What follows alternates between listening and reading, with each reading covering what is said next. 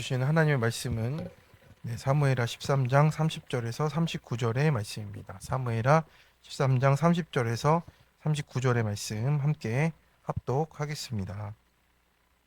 그들이 길에 있을 때에 압살롬이 왕의 모든 아들들을 죽이고 하나도 남기지 아니하였다는 소문이 다윗에게 이르매 왕이 곧 일어나서 자기의 옷을 찢고 땅에 드러눕고 그의 신하들도 다 옷을 찢고 모셔 선지라.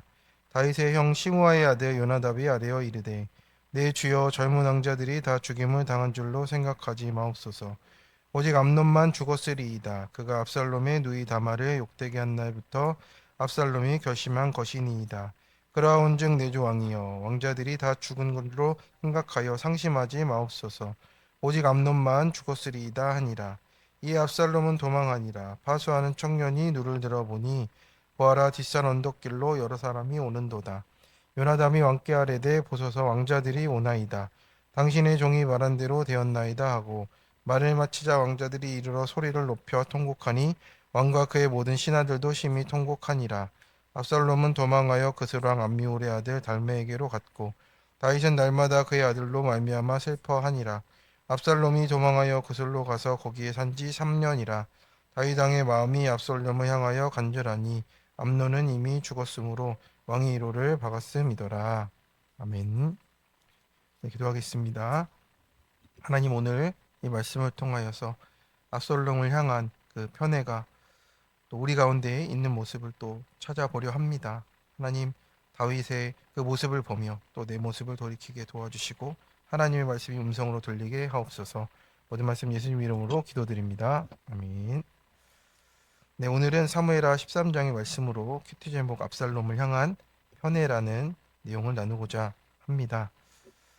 네, 가장 위험한 것이 사실보다 빠른 소문이고 사랑이라는 이름으로 포장된 편애가 위험합니다. 다윗은 위대한 왕이었지만 가정에서는 지금 죄를 제대로 다루지 못하고 있어요. 암논의 죄를 징계하지 못했고 압살롬의 분노도 다루지를 못하고 있습니다. 결국 편애는 한쪽에 침묵을 낳고 그 침묵이 더 큰 비극을 지금 자라게 했습니다. 그래서 오늘 본문은 이제 압살롬이 암논을 죽인 후에 이어지는 이야기입니다. 다윗은 이제 잘못된 소문에 무너졌다가 진실을 듣게 되는데 끝내 압살롬을 향한 왜곡된 사랑을 끊어내지 못하고 있습니다. 우리가 압살롬을 이제 쉽게 비난하고 다윗을 안타까워 할 수 있는데 이것이 우리가 가진 또 편견일 수가 있습니다. 큐티는 그래서 남의 죄를 보는 것이 아니고 내 죄를 발견하는 시간입니다. 내 안에도 사실보다 소문을 더 믿는 조급함이 있고 말씀보다 감정을 앞세우는 편애들이 있습니다. 그래서 하나님은 오늘 말씀으로 우리를 회개의 자리로 이끌고 계십니다. 그래서 압살롬이 문제였다 보다 다윗은 왜 여기까지 오게 되었는가를 우리가 묵상하며 가게 됩니다. 하나님은 다윗의 실패를 통해서 우리의 실패를 또 비추시고 결국 죄를 해결하실 참 왕이신 예수 그리스도를 또 바라보게 하시는 것입니다. 그래서 사건은 해석의 대상이지 원망의 대상이 아니라는 겁니다. 오늘 이 사건을 통해서 하나님이 내 모습을 어떻게 비추시는지를 묵상해 보자고 합니다. 첫 번째로 소문이 아니라 진실을 살펴 알아야 합니다. 30절에 보면 한 사람이 다윗에게 달려와서 압살롬이 왕자들 다 죽였다라고 보고했습니다. 확인되지 않은 말 한마디가 이 왕궁 전체를 충격에 빠뜨리는 것이죠. 31절에서 다윗은 곧바로 옷을 찢고 땅에 엎드렸습니다. 아직 확인도 하지 않았지만 결론을 빨리 내리고 있는 거예요. 32절에 요나답은 이제 왕자들이 다 죽은 것이 아니라고 암논만 죽었다라고 이렇게 보고를 합니다. 그래서 본문을 묵상해 보면 가장 먼저 달려온 것이 진실이 아니고 소문이었다라는 거죠. 죄의 세계에서는 언제나 진실보다 소문이 더 진실처럼 다가오고 더 빨리 달려옵니다. 그런데 다윗은 왜 그렇게 쉽게 믿겠습니까? 그의 마음속에 이제 이미 해결되지 않은 죄책감과 자책이 있었기 때문에 그렇습니다. 밧세바 사건 이후로 하나님의 징계를 받게 된 다윗은 마음 깊은 곳에 그 두려움이 있었을 겁니다. 그리고 아직 해결되지 않은 자신의 이 문제 속에서 이 두려움이 이 두려움의 소문이 사실처럼 받아지게 되었습니다. 또 더 알아볼 수 있는 마음보다는 자신의 죄 때문에 더 깊게 알아볼 수가 없었습니다. 우리도 마찬가지입니다. 마음에 말씀이 없으면 사람의 말에 흔들리게 돼 있습니다. 또 상처가 있으면 작은 오해도 크게 받아들이고 또 죄책감이 있게 되면 모든 일을 또 부정적으로 받아들이고 해석하게 되는 우리의 연약함이 있습니다. 에베소서 4장 25절을 보면 우리가 거짓을 버리고 각각 그 이웃과 더불어 참된 것을 말하라고 합니다. 그래서 우리가 진실을 알기 위해서는 빠른 것보다는 정말 잘 살펴보는 일들이 필요하다라고 하는 겁니다. 그래서 큐티는 사건을 확대하는 것이 아니고 사건으로 말씀을 해석하는 시간입니다. 왜 저 사람이 그랬을까 보다 하나님이 이 사건으로 내 모습을 어떤 것을 보여주시는지를 먼저 물으며 가는 겁니다. 그래서 오늘 내 안에서 확인되지 않는 말로 사람을 판단할 때가 있어요. 사건을 그냥 내 생각대로 해석해버리는 때가 있습니다. 가족의 말을 끝까지 듣지 않고 또 우리가 알게 된 것을 가지고 소문을 옮기기도 하고 또 인터넷과 세상의 여론 가지고 이것이 진실인 양 우리가 생각하고 있습니다. 진실을 알아보려는 노력이 우리가 부족할 때가 있다라는 거예요. 그래서 구속사적으로 보면 우리가 첫사람 아담과 하와도 하나님의 말씀보다 뱀의 말을 더 신뢰했잖아요.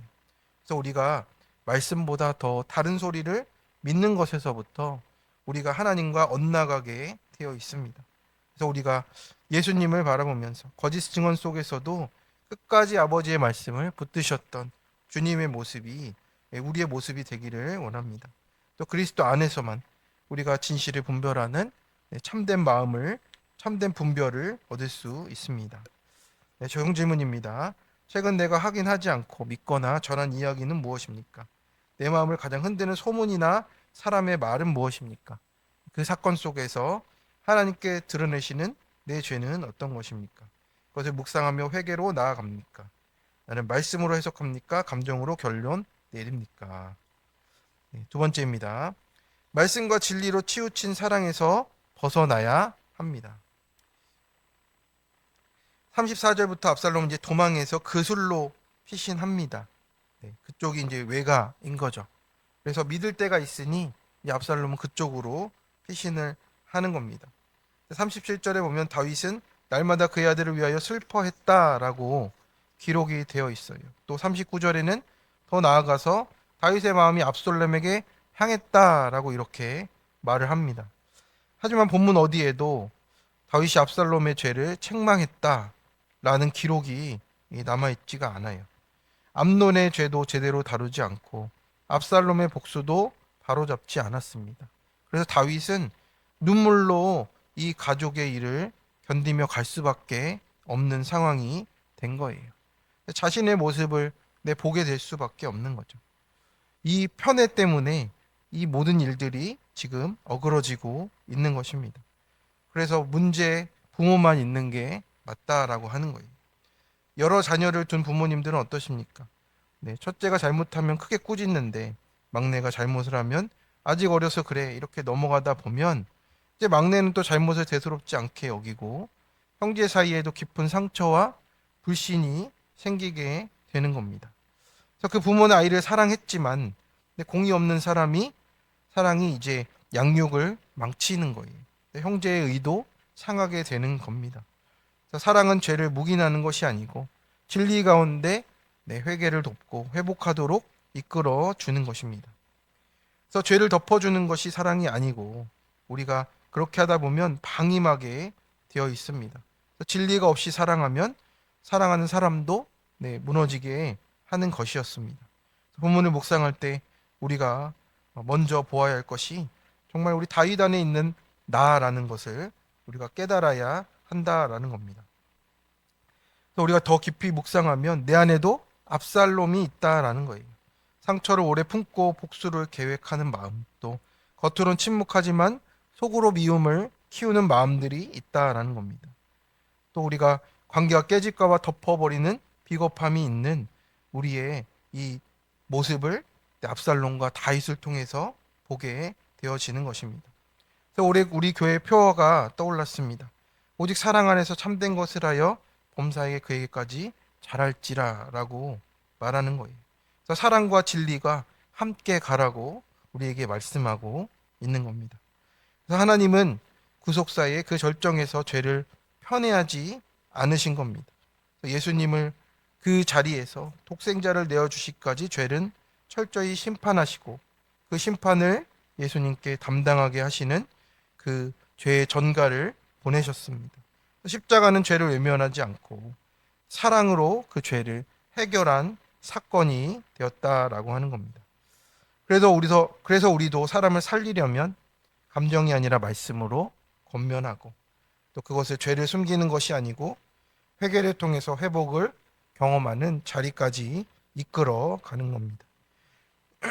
우리 청년 간증을 보면 정이 많은 어머니와 무서운 아버지 밑에서 자란 자녀가 자존감이 낮아졌다 합니다. 그래서 고등학생 때 도망치듯 유학을 가서 대마초에도 빠지고 학업을 겨우 마치고 한국에서 직장 생활을 시작했는데 친구 소개로 전처를 만났다라고 합니다.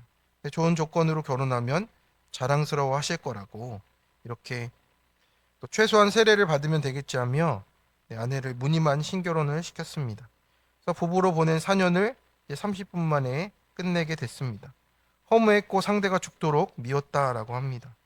오늘 다윗이 죄의 문제를 방치했기에 일어난 비극을 보면서 이제 이혼 후 부모님과 살면서 우연히 교회 큐티 모임을 가게 됐습니다.